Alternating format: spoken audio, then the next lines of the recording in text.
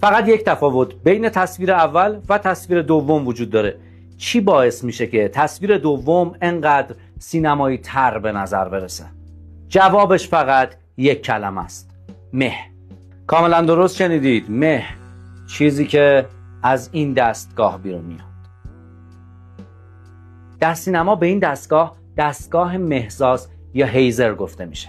این دستگاه‌های مهساز چند تا کاربرد اساسی دارن. به صورت عادی ما نمیتونیم مسیری که نور طی میکنه رو ببینیم. فرض بکنید که ما میخوایم مسیر نوری که از یک پنجره وارد تصویر ما میشه رو به مخاطب نشون بدیم. اونجاست که این وسیله فوق‌العاده کاربرد پیدا میکنه. دستگاه‌های مهساز یکی از وسایلی هستن که شما میتونید از اونها استفاده بکنید تا به صحنه و به تصویرتون عمق بیشتری اضافه بکنید و صحنه رو از فلت بودن در بیارید. یکی از موارد دیگه‌ای که این دستگاه‌ها فوق‌العاده به کمک ما میان فضاسازیه. با این دستگاه‌ها ما میتونیم فضاهایی دلهره آور، ترسناک، خیال‌انگیز یا فانتزی رو خلق بکنیم.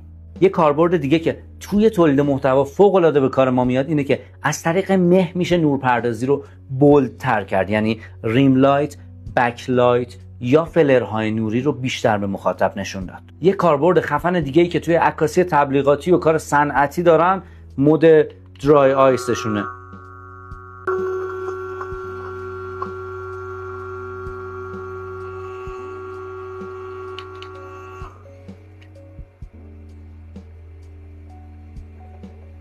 جونم براتون بگه که از این دستگاه‌های مهساز یه عالم مدل خفن از برند لنزگو توی نگاه شاپ موجوده. از اسموک اس مینی با قدرت 15 وات که برای یه اتاق کوچولو خوبه، تا دستگاه اسموک بی تانک با قدرت 40 وات که یه استیج هم میتونین باهاش مه پردازی کنین.